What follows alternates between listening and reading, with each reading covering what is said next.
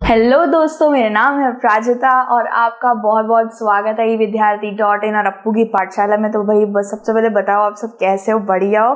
बिल्कुल चंगे भले हो? तो जैसा आप जानते हो आज की वीडियो किस चीज़ के ऊपर होने वाली है। आज हम करने वाले हैं प्रश्न उत्तर आपके पाठ 8 के आपके भूगोल की किताब से, पर्यावरण, अन्योन्क्रिया, उष्णकटिबंधीय एवं उपोष्ण प्रदेश। तो ये वाला पाठ दोस्तों मैंने पूरा का पूरा करा दिया है, विषय भी सारे करा दिए हैं। नहीं देखा है तो जाके जल्दी से देख लेना। और आज हम प्रश्न उत्तर करने जा रहे हैं दोस्तों। बस मैं आपको एक चीज बताना चाहूंगी कि प्रश्न उत्तर कराने के पीछे एक बहुत बड़ी वजह होती है। वैसे तो प्रश्न उत्तर आप खुद से भी होमवर्क जो आपको मिलता है विद्यालय से, उसके अंदर आप आराम से किसी वेबसाइट वगैरह गूगल से जाके देख सकते हो, या फिर हमारी खुद की वेबसाइट है evidyarthi.in, उस पे आप जाके सारे प्रश्न उत्तर कर ही लेते होगे, है ना, क्योंकि उसके अंदर उपलब्ध है, सब कुछ उपलब्ध है। लेकिन प्रश्न उत्तर की वीडियो से क्या सहायता मिलती है आपको, मैं आपको समझाती हूँ।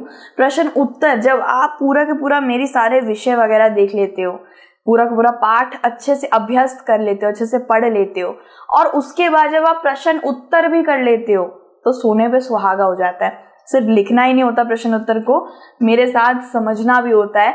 तो भाई दोस्त, जब मेरे सारे चुनमुनु मेरे साथ सारे के सारे प्रश्न उत्तर को मतलब अच्छी सरल तरीके से करते हैं, जब अभ्यास करते हैं ना उसका, तो शायद हमें किसी चीज का डर नहीं रहता है यार। और क्योंकि परीक्षा के अंदर बाहर से कोई प्रश्न नहीं आता है, जो भी आता है आपकी पाठ्य पुस्तक से ही आता है ना। तो क्यों ना आप पाठ को भी अच्छे से पढ़े, विषय को भी अच्छे से करें, और बस एक वीडियो प्रश्न उत्तर की उस पाठ की देख लीजिए, तो शायद आपको कोई गुंजाइश नहीं रहेगी कि आपने कुछ छोड़ दिया या कुछ आपसे छूट गया, या आपने प्रश्न उत्तर का एक बार अभ्यास नहीं करा। सैंपल पेपर अलग अलग से बहुत सारी पुस्तकें आती जिसमें लिखा रहता है आपको बहुत सारे नंबर दिलवा देगा वगैरह वगैरह। लेकिन यार मेरी अध्यापिका जो थी ना, वो हमेशा यही कहती थी यार कि कुछ ज्यादा पढ़ने की बेटा जरूरत नहीं होती है। आप बहुत से बच्चे होते हैं जो इतना सब पढ़ते हैं, बहुत पढ़ते हैं, लेकिन फिर भी उनके नंबर अच्छे नहीं आ पाते। और कुछ होते हैं जो 2 घंटा पढ़ते हैं फिर भी अच्छे नंबर ले आते हैं, पता नहीं कैसे। उनके पास कोई फॉर्मूला नहीं होता, बस वो एक चीज करते हैं कि अच्छे से विषय को पढ़ते हैं, वीडियो देखते हैं प्राजिता मैम की और नहीं सच में, और पाठ्य पुस्तक के सारे प्रश्न उत्तर वो सहज तरीके से जरूर करते हैं, मतलब करते जरूर है। तो ये आपको छोड़ना नहीं है प्रश्न उत्तर। एक बार मेरे साथ आप प्रश्न उत्तर करिए मत, मेरे साथ आप एक बार पढ़िए, सुनिए हर एक प्रश्न को किस तरीके से करना होता है। सब आ जाना है, बढ़िया नंबर आ जाना है फिर तो ठीक है। क्योंकि भाई कोई गुंजाइश ही नहीं छोड़ी है, सब कुछ करके बैठे हैं, तो भाई किस बात का डर भी नहीं रहेगा परीक्षा के अंदर, है ना। भाई थोड़ी बहुत बक कर ली है, आप थोड़ा प्रश्न उत्तर को शुरू करते हैं, ठीक है। प्रश्न नंबर 1 है हमारा, निम्न प्रश्नों के उत्तर दीजिए। पहला वाला क में देखते हैं, उस महाद्वीप के नाम बताइए जो अमेज़न बेसिन में स्थित है। अब कुछ हमने विषय पढ़ा होता है अच्छे से, पाठ्य पुस्तक में भी सब कुछ पढ़ा होता है, लेकिन ऐसे प्रश्न को देखते ही आपको होता है कि ऐसे देखते ही हो जाता है यार मुझे इसका उत्तर ही नहीं पता, मैंने पढ़ा है फिर भी उत्तर नहीं आ रहा है। तो इसीलिए मेरे साथ प्रश्न उत्तर करना जरूरी है। तो यहाँ पे लिखा हुआ है कि महाद्वीप का नाम बताना है हमें, अमेज़न बेसिन किस महाद्वीप में स्थित है।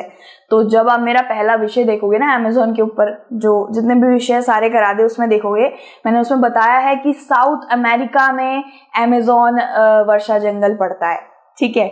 तो साउथ अमेरिका याद रखिएगा। तो यहाँ पे लिख दीजिए दक्षिण अमेरिका महाद्वीप, ठीक है। कौन से महाद्वीप में पड़ता है? दक्षिण, यानी कि साउथ अमेरिका, अमेरिका लिख दीजिएगा, दक्षिण अमेरिका महाद्वीप। अगर विषय अच्छे से मेरा सुना है आपने, भाई पूरे नंबर आएंगे, कोई भी छोटी सी भी गुंजाइश नहीं है। तो अगर देखा जाए तो ये पूरा साउथ अमेरिका है, यानी कि दक्षिण अमेरिका है, बहुत बड़ा है, इसमें बहुत सारे राज्य आते हैं। और अगर आप हमारे पृथ्वी के ऊपर देखना चाहे तो कुछ इस तरीके से आपको दक्षिण अमेरिका दिखता है, खुद में ये बहुत बड़ा एक कॉन्टिनेंट है, ठीक है। तो ख वाला करते हैं, अमेज़न बेसिन के लोग कौन सी फसल उपजाते हैं। तो ये सब पढ़ा चुकी हूँ मैं, ये सब विषय में हो रखा है। अगर विषय अच्छे से पढ़ लेना, किसी चीज की गुंजाइश नहीं रहेगी, एक भी नंबर कट गया वरना नाम बदल देना, ठीक है, इतने बढ़िया तरीके से उसमें सारी चीजें समझा दी हैं। ठीक है, तो अच्छे से विषय भी देख लेना, और प्रश्न उत्तर कर रहे हो भाई, सोने भी सुहागा है, प्रश्न उत्तर कर ले रहे हो तो।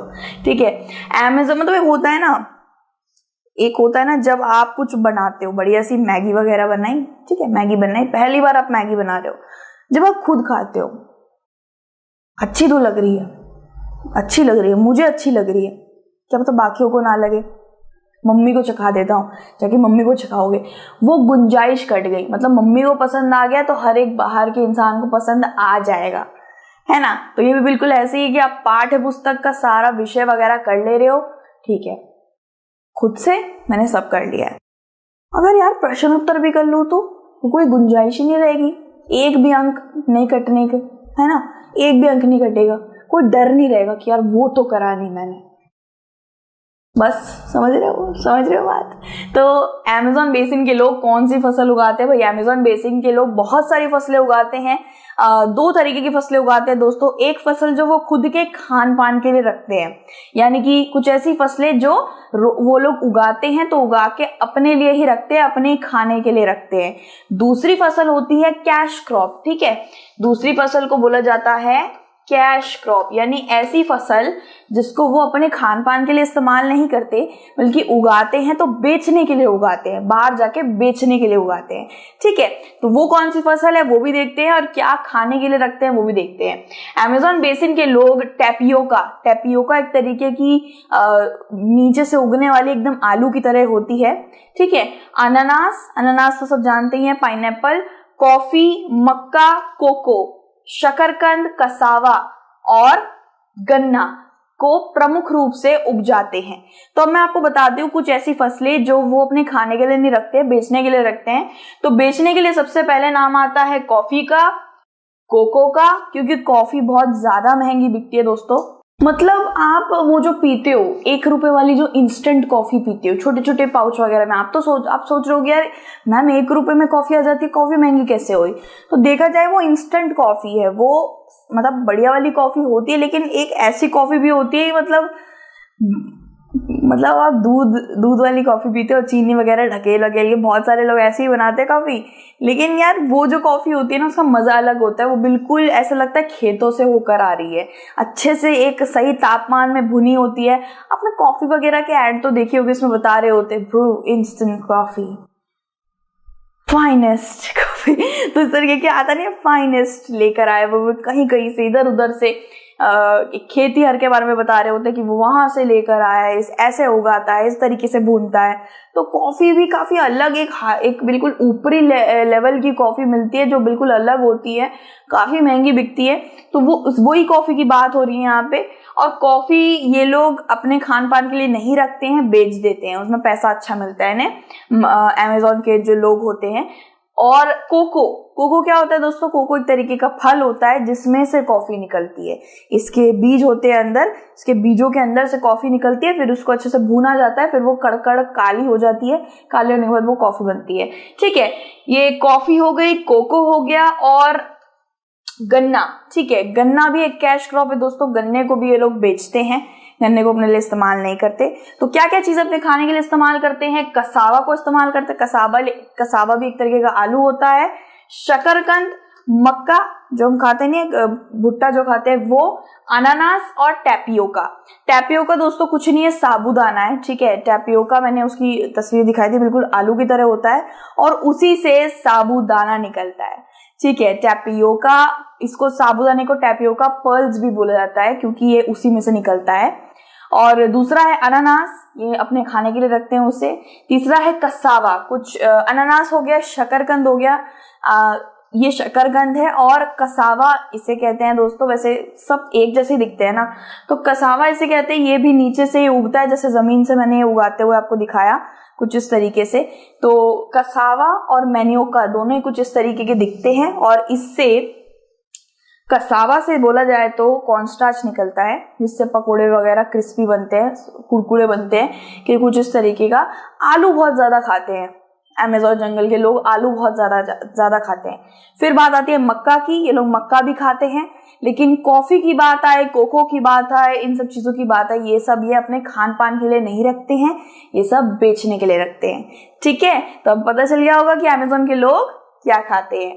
ग वाला करते हैं दोस्तों, अमेज़न के वर्षा वन में कौन से पक्षी पाए जाते हैं। तो अमेज़न की वर्षा वन में आपकी किताब के अंदर भी ज्यादा पक्षियों के नाम नहीं लिखे थे, सिर्फ 2 पक्षियों के नाम लिखे थे। एक था आपका गुंजन पक्षी और दूसरा था आपका टूकैन। ठीक है, और अंग्रेजी में नाम है इनका हमिंग बर्ड। गुंजन पक्षी को हमिंग बर्ड बोला जाता है और टूकैन को टाउकैन बोला जाता है। ठीक है, टाउकैन, हमिंग बर्ड।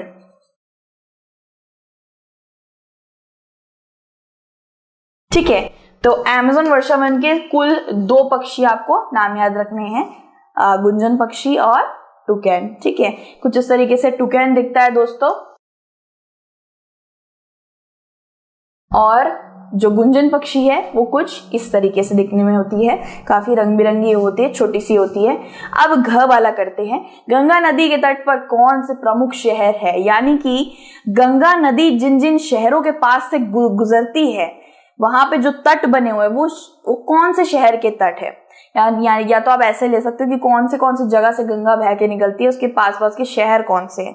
ठीक है, तो शहर में बहुत सारे नाम आ जाते हैं दोस्तों। हरिद्वार है, हरिद्वार में कभी आप गए हो तो वही गंगा में डुबकी नहीं लगाई था, कैसे हो सकता है। उसके बाद कानपुर है, इलाहाबाद है, वाराणसी की गंगा आरती तो बहुत ही ज्यादा मशहूर है, वाराणसी में गए और गंगा आरती नहीं ली तो भाई कुछ नहीं लिया। पटना, मुंगेर, भागलपुर, कोलकाता हुगली ब्रिज के नीचे गंगा बहती है, गैंजेस बोला जाता है गंगा को। तो कानपुर, हरिद्वार, पटना, कानपुर, ये सब मतलब ये ऐसे नाम ऐसे याद हो जाते हैं क्योंकि इन शहरों के नाम बहुत ज्यादा सुने हैं हमने, काफी ज्यादा हम इससे ताल्लुकात रखते ही हैं। मुझे लगता है मेरे थोड़े बहुत सब्सक्राइबर और थोड़े बहुत मेरे चुने जो मुझे अभी देख रहे हैं वो इनमें से जरूर होंगे, कोई ना कोई हरिद्वार, कानपुर, कोलकाता से जरूर होगा। मैं तो खुद मतलब कोलकाता से नहीं हूँ, मैं तो खुद लखनऊ की जन्मी हूँ, लखनऊ भी आप लिख सकते हो। तो यहाँ पे देखिए ये हरिद्वार की तस्वीर है, देखिए यहाँ पे ये तट बना हुआ है ना, तट यानी कि जहाँ पे इंसान खड़े वगैरह हो सकते हैं, नौका लगाई जा सकती है, यहाँ से आपकी गंगा जा रही है। इसके बाद आप ये वाली तस्वीर देख लीजिए जिसमें हम कानपुर की तस्वीर दिखा रहे हैं, कानपुर में भी गंगा बहती है। इसके बाद यहाँ पे आप खुद गंगा देख सकते हैं, यहाँ पे इलाहाबाद हो गया, वाराणसी हो गया, ये सब ऐसी जगह ही है जहाँ पे गंगा माता आपको सबसे पहले दिखती है अगर आप गूगल करो तो। इसके बाद आ जाता है पटना में भी गंगा बहती है। इसके बाद है देवप्रयाग, नीचे ही आपको एक नदी देखने को मिल रही होगी। और इसके बाद आ जाती है ऋषिकेश। ठीक है, ऋषिकेश। अब यहाँ पे मैं आ जाती हूँ क्योंकि आपको बस उन शहरों के नाम लिखने हैं जैसे गंगा होकर जाती है। तो एक सींग वाले गैंडे कहाँ पाए जाते हैं? तो दोस्तों एक सींग वाले गैंडे अमेज़न जंगल में नहीं पाए जाते। अमेज़न जंगल में तो हमने टैपायर सुना था, बंदर, हाथी, मतलब ये सब देखा था ना हमने, ये सब जानवर देखे थे, स्लॉथ वगैरह। तो एक सींग वाले गैंडे हमारे भारत में बहुत मशहूर है। तो भारत में मशहूर है तो भारत के बारे में हमने इसमें क्या पढ़ा था? गंगा और ब्रह्मपुत्र के बारे में पढ़ा था। तो ब्रह्मपुत्र नदी जहां से निकलती है वहां पे उसके आसपास के इलाकों में और जंगलों में एक सींग वाले गैंडे बहुत पाए जाते हैं। फिर से बोल रही हूँ, गंगा और ब्रह्मपुत्र दोनों मत लिखना, सिर्फ और सिर्फ ब्रह्मपुत्र नदी डेल्टा लिखना। ठीक है, तो वहां पे एक सींग वाले गैंडे पाए जाते हैं, कुछ इस तरीके से उनके एक सींग होते हैं। और छोटे बच्चे जो होते हैं ना गैंडे के, वो उनके सींग ही नहीं होते, इतनी सी सींग होती है, वो धीरे धीरे करके बढ़ती है।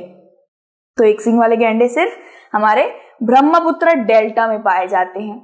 इसके बाद हम प्रश्न 2 पे पहुंच गए हैं दोस्तों। जल्दी से सही गलत हमें चिन्हित करना है, कौन सा सही है, गलत तो बाकी हम छोड़ ही देंगे। टूकैन क्या है?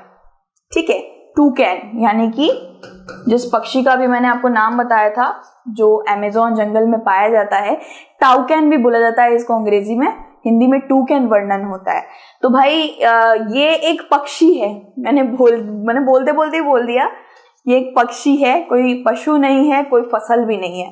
ठीक है, आसान है। अब इसके बाद है ख वाला, मैनियोक कहाँ का प्रमुख भोजन है? तो मैनियोक एकदम आलू की तरह दिखता है, साउथ अमेरिका यानी कि दक्षिण अमेरिका में बहुत ज्यादा खाया जाता है, और दक्षिण अमेरिका में शायद अमेज़न जंगल है। ठीक है, तो गंगा तो यार भारत की हो गई हमारी। अफ्रीका के बारे में हमने इस पूरे पार्ट में पढ़ा ही नहीं है। अमेज़न, जी हाँ, अमेज़न ही मनियोग उगता है, वहां पे लोग खाते हैं। ग वाला है कोलकाता किस नदी के तट पर स्थित है? तो भाई ऑरेंज नहीं, ये नहीं होगा। हुगली, भागीरथी अलग ही नदी बहती है कोलकाता के अंदर, हुगली। ठीक है, कोलकाता और हुगली बस कुछ मत देखना कि नदियां है वहां, कुछ नहीं, जैसे हुगली देखोगे ना उस पे लगा देना। ग वाला देवदार एवं फर किसके प्रकार है? वही देवदार और फर, जिनको देवदार और फिर बोला जाता है अंग्रेजी में, ये दो एक तरीके के पेड़ हैं, और ये सारे ऐसे वाले पेड़ हैं। ऐसे समझ नहीं आया ना? ऐसे समझाती हूँ।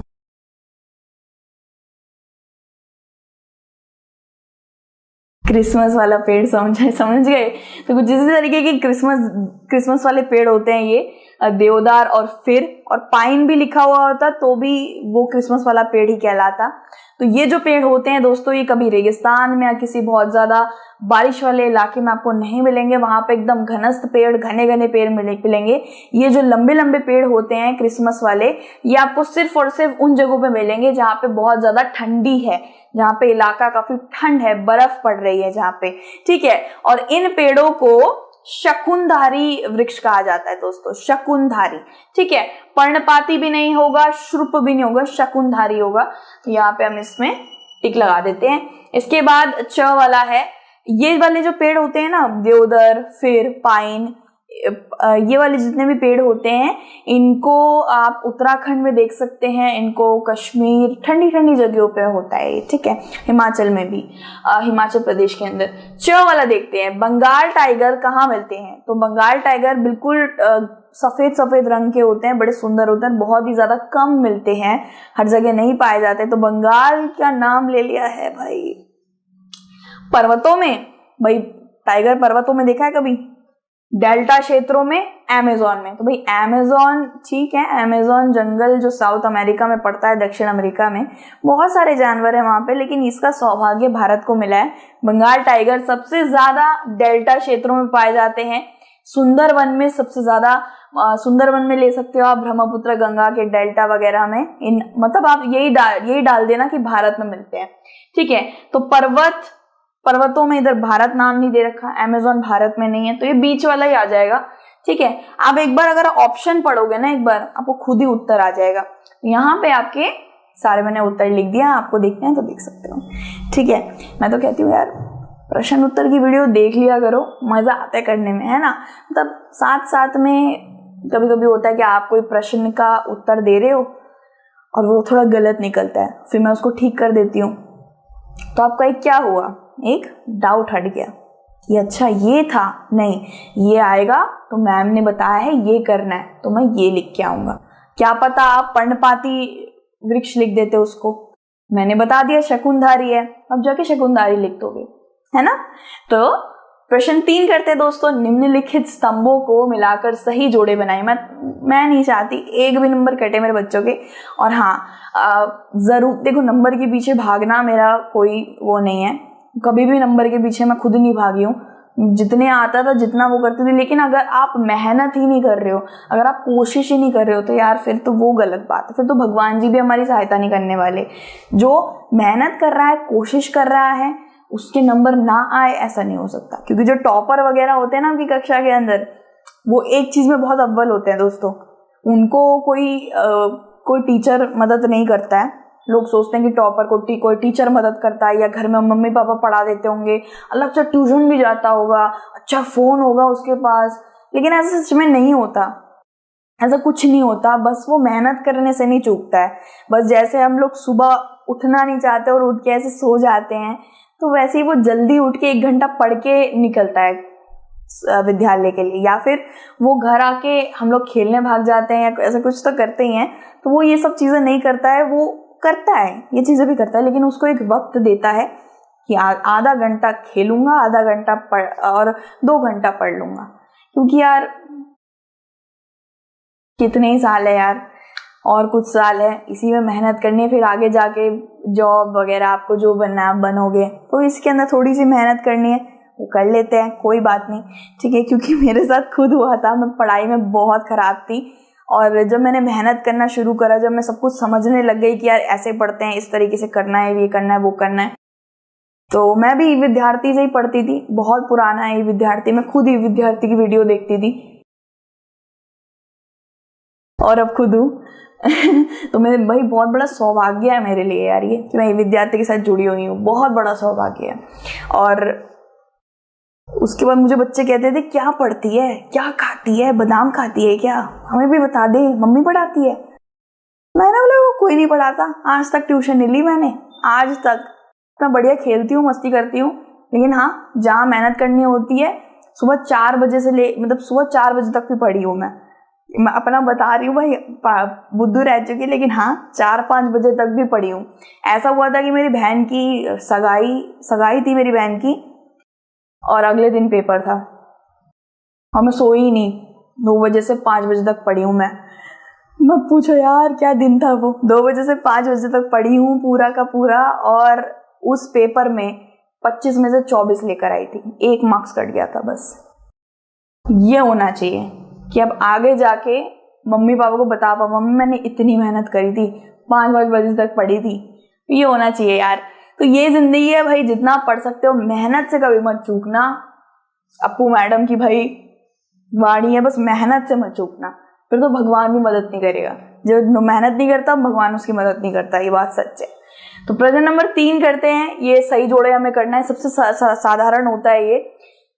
सूती कपड़े, सूती यानी कि सूती को सिल्क कहते हैं दोस्तों, इसका बहुत ही मुलायम सा ये होता है, इसके पर्दे बनते हैं, इसकी साड़ी बनती है, इसका सूट बनता है, मम्मी के पास आंटी के पास पक्का होगा, ठीक है कुछ। तो सूती कपड़े कहाँ पे बुने जाते हैं दोस्तों, मतलब कहाँ पे मिलते हैं, तो असम, रेशम, कीटलपाल, पालन, ढालूचद, गंगा के मैदान, मत्स्य, इनमें से कोई सा नहीं लग रहा है, असम है, क्योंकि बिहार और असम के अंदर रेशम के कीड़ों का काम होता है, उधर सिल्क बनाया जाता है, सूती कपड़े का काम होता है, तो इधर क लिख देते हैं। क्या होता था ना यार, ये आ जाता था कभी कभार, जोड़े बनाइए, सच में आ जाता है कभी कभार, और शायद 5 में से मुझे 3 ही पता रहते थे, तो फिर जो मुझे 3 पता रहते थे ना, वो मैं पहले लगाती थी, और जो 2 होते थे उनमें ऐसे करती थी, इसका इसका इसका इसका होगा, और मैं लगा देती थी भाई जय माता दी टिक, और वे मिल जाते थे, नंबर कटते नहीं थे।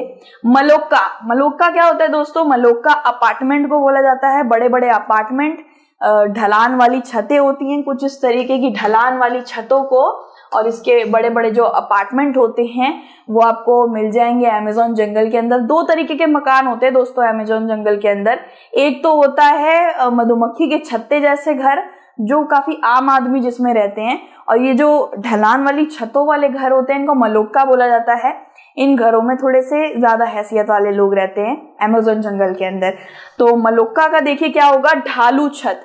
ढालू क्यों कह रहे हैं इसको, ढालू देखिए ढलान है ना, छत में ढलान होती है, इसलिए इसको ढालू छत कहते हैं। तो मलोक्का का भाई यहाँ पे ख लगा देते हैं।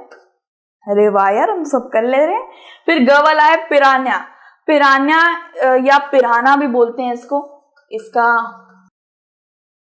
पिराना नाम होता है, बड़ी छोटी सी पटाखा होती है ये, अगर झुंड में रहती है हमेशा, और अगर एक भी खून की कतरा बूंद वगैरह गिर जाए तो पूरे इंसान को चट कर लेगी, इतनी खतरनाक होती है। और ये अमेज़न जंगल की जो अमेज़न नदी है उस नदी के अंदर मिलती है। तो पिराना क्या है, पिराना एक मछली है, तो मत्स्य यानी कि मछली, ठीक है। तो ये ग का हो गया, 3 तो हमने ऐसे कर डाले। रेशम कीट, रेशम के जो कीड़े होते हैं ना उनको सिल्क वॉर्म्स कहते हैं, और रेशम का जो लोग काम कहते हैं, रेशम के कीड़ों को थोड़ा गर्माहट देना, थोड़ा अंधेरे में रखना, वो अपनी थूक से रेशम बनाते हैं धीरे धीरे करके। तो रेशम एक तरीके से उस कीड़े को पाल ही रहे हैं ना वो लोग, तो इसको कहते हैं सिल्क रेयरिंग, ठीक है। यहाँ पे मैं लिख देती हूँ सिल्क रेयरिंग। और हिंदी में क्या बोलते हैं दोस्तों, हिंदी में से बोलते हैं रेशम कीट पालन, यानी कि आप रेशम के कीड़ों को पाल रहे हो। तो रेशम कीट पालन, तो ये घ वाला यहां लिख देते हैं। इसके बाद क्या बच गया, असम, गंगा के मैदान, सूती कपड़े, असम, काजीरंगा। अच्छा, एक चीज गलत हो गई दोस्तों, गंगा के मैदान और काजीरंगा। हाँ जी, देख लिया, मुझे पता चल गया मैंने क्या गलत करा है, यहां से मुझे पता चल गया, क्योंकि ये इसके साथ नहीं जा रहा था, ये गंगा के मैदान के साथ नहीं जा रहा था। ठीक है, तो काजीरंगा मुझे याद आया, काजीरंगा असम में है। ठीक है, काजीरंगा असम में है। ठीक है, अब यहां पे क्या बच गया था, कौन सा कर रहे थे हम लोग, सूती कपड़े वाला कुछ नहीं है, बस यार गंगा के मैदान में लगा दो सूती कपड़े, इसमें क लगा दो। ठीक है, सूती कपड़े कहाँ में, मैंने बोला था सिल्क का काम कहाँ होता है, बिहार में होता है, असम में होता है ना।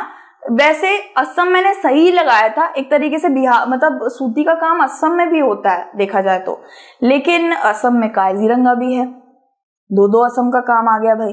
तो कोई बात नहीं, हम बिहार को लेके चलते हैं। तो गंगा के मैदान में बिहार पड़ता है, गंगा बिहार, वहां पे भी गंगा बहती है, तो गंगा के मैदानों में यानी कि बिहार वगैरह, असम वगैरह, इन सब में सूती का कपड़े का काम होता है। ठीक है, तो यहाँ पे हमने गंगा के मैदानों के साथ इसको जोड़ दिया। वैसे तो सूती कपड़े का काम असम में भी होता है, लेकिन असम का तो ये काजीरंगा था ना, तो ये कहाँ जाता। ठीक है, उत्तर देख लीजिए, हमने सारे सही करे, सूती कपड़े, गंगा के मैदान, मलोक्का, ढालूचत, पिरान्या, रेशम कीट, ये ऐसा ही होता है, कुछ ना कुछ इस तरीके का आ ही जाएगा, को दिमाग से ठठरा देगा, लेकिन कोई बात नहीं, हमने झट ऐसे पकड़ लिया। पढ़ रखा है तो कोई दिक्कत नहीं है, फिर तो आप कर लोगे, सब कर लोगे। आपने प्रश्न उत्तर कर रखे हैं, अपने विषय कर रखे हैं अच्छे से, आपने पाठ को अच्छे से अभ्यस्त कर रखा है, आप गलती कर ही नहीं सकते, करोगे भी ना गलती, जैसे मैंने अभी गलती करी, मैंने झट से पकड़ लिया कि हाँ यार गलती लग रही है, तो फायदा है, ज्यादा पढ़ने का फायदा है। ठीक है, प्रश्न नंबर 4 है, कारण बताइए, वर्षा वन लुप्त हो रहे हैं। सही बात है भाई, लुप्त ही हो रहे हैं, वर्षा वनों को जल्दी जल्दी काट दिया जा रहा है। जितने वहां पे वर्षा वन, ये जो अमेज़न वर्षा वन की बात हो रही है, ठीक है, ये इतना बड़ा है कि मैं क्या बताऊं। और अब इसमें देखिए, इसमें जानवर भी रहते हैं, वन्य जीव रहते हैं, लोग रहते हैं, इसको काटा जा रहा है। क्यों? वहां पे अपार्टमेंट बनेगा, वहां पे बांध बनेगा, वहां पे ये बनेगा, वो बनेगा, इस वजह से ऐसे करके काट दिया जा रहा है। बस उनका नहीं सोचा जा रहा है। लेकिन हाँ, आज के वक्त में ऐसा नहीं बोलूंगी, आज के वक्त में बहुत सारे जूलॉजिस्ट है, इकोलॉजिस्ट है, बहुत सारे ऐसे लोग हैं जो धरने पे बैठते हैं, जो उनके लिए, उनकी आवाज के लिए लड़ते भी हैं। लेकिन ऐसा सबके साथ नहीं होता है दोस्तों, बहुतों की आवाज कट भी जाती है, तो उनको वहां से भगा दिया जाता है कि तुम यहाँ से जंगल से चले जाओ, यहाँ पे कोई ना कोई काम आ रहा है, काम कुछ बनेगा, यहाँ पे जंगल साफ होगा इतनी जगह। वर्षावन वाले क्षेत्र में कृषि के लिए एवं अन्य मानवीय आवश्यकताओं की पूर्ति हेतु वर्षावनों की तेजी से कटाई हो रही है, जिससे वर्षावन लुप्त हो रहे हैं। तो मैंने यही बताया कि मानव का, यानी कि इंसान का कोई काम वगैरह या कोई बनाने की चीज की वजह से अमेज़न जंगल को काट दिया जा रहा है, या तो खेती, बढ़ती हुई आबादी को खिलाने के लिए खेती तो करनी पड़ेगी कहीं पे, या तो खेती के लिए वर्षावनों को काट दिया जा रहा है। तो ये एक छोटा सा, देखिए पास में, ये काफी छोटा उत्तर था, पास में देख लीजिएगा कितने नंबर का है, 3 नंबर का है, 2 नंबर का है, उस हिसाब से आप इसको ज्यादा बड़ा चढ़ा के लिख सकते हो। ठीक है, ये तो ऐसी चीज है कि आप ये बना के भी लिख दोगे। ख वाला है, गंगा ब्रह्मपुत्र के मैदानों में धान की कृषि होती है। बिल्कुल सही है, धान की कृषि होती है। चावल, धान को चावल बोला जाता है दोस्तों, धान चावल। ठीक है दोस्तों, धान को चावल बोला जाता है। गेहूं, बाजरा हो गया, आपका जूट हो गया, इन सब की खेती होती है मैदानों में। तो यहाँ पे हम देखते हैं, इन क्षेत्रों में 100 सेंटीमीटर से अधिक वर्षा होती है। देखिए, चावल को बहुत ज्यादा पानी चाहिए होता है दोस्तों, तो वो हर जगह नहीं उग सकती है। गंगा के मैदानों में काफी ज्यादा उपजाऊ कृति है, बहुत उपजाऊ है, पानी की कोई कमी नहीं है, गंगा के नदी से पानी आ जाता है, इसीलिए गंगा के मैदानों के पास चावल बहुत उगाए जाते हैं। चावल को बहुत पानी चाहिए होता है। ठीक है, तो इस क्षेत्र में जलोढ़ मिट्टी पाई जाती है जो धान के लिए उपयुक्त है। अब हर एक जो फसल होती है ना, उसको एक अलग तरीके की मिट्टी चाहिए होती है। जो रुई उगाते हैं कॉटन, उसको शायद थोड़ी काली मिट्टी चाहिए होती है, ब्लैक सॉइल जिसको कहा जाता है। एलुवियल सॉइल धान को चाहिए होता है, इसको ऐसा सॉइल, इसको वैसा सॉइल। हर अलग अलग तरीके की हर अलग अलग तरीके की फसल को अलग तरीके की मिट्टी चाहिए होती है, ठीक है। तो इसके लिए जलोढ़ मिट्टी सबसे बढ़िया रहती है। इन क्षेत्रों में सस्ते श्रमिक आसानी से उपलब्ध हो जाते हैं। तो देखा जाए तो खेती करने के लिए बहुत आसानी से भारत के अंदर श्रमिक यानी कि काम करने वाले लोग मिल ही जाते हैं। आपने एक चीज ये भी देखा होगा कि बाहर से अमेरिका, ब्रिटेन, ये सब बाहर के लोग आके भारत से लेकर जाते थे हमारे मजदूरों को, हमारे काम करने वालों को, क्योंकि सस्ते में काम कर देते थे, ठीक है। तो कुछ इस तरीके से धान दिखती है और इसमें से इसकी धान की ऊपर की जो सतह होती है उसको हटाकर उसके अंदर चावल होता है। ये कुछ इस तरीके से होती है और फिर इसको हटा दिया जाता है। उसको ऊपर वाले को हस्क कहते हैं, उसको मारा जाता है, उसमें से चावल निकलता है। गेहूं के साथ भी कुछ इसी तरीके से होता है, ठीक है। तो भाई यहाँ पे हमारे सारे के सारे प्रश्न उत्तर खत्म हो गए दोस्तों। उम्मीद करती हूँ आपको सारे प्रश्न उत्तर अच्छे से समझ आए होंगे और इससे आपको जरूर मदद मिलेगी। आप किसी चीज की गुंजाइश मत छोड़िएगा बस, और मेहनत करने में मैं जानती हूँ मेरे बच्चे कभी नहीं कतराते। तो जैसा मैं जानती हूँ हमने पार्ट कर लिया है, प्रश्न उत्तर कर लिया, पार्ट 9 पे चलेंगे। तो अगर आप पार्ट 9 अभी तक आपने नहीं देखा है तो जाके जल्दी से देख लेना, ठीक है। तो अपना ध्यान आपको रखना है और बिल्कुल ठीक रहना है, मैम के लिए, मम्मी पापा के लिए, सबके लिए। और याद है ना, याद है कि नहीं, परेशानी नहीं लेनी है। परेशानी टेंशन में नहीं, मेरी इधर कक्षा में नहीं चलेगा ये सब। परेशानी टेंशन सब छोड़ के आने और हंसना है। हंस दो, ठीक है। भाई साहब हंस रहे हैं, सबकी बत्ती से मुझे यहाँ से दिख रही है, ठीक है। मुझे अपना ध्यान रखना। And God bless you everyone, take care and bye.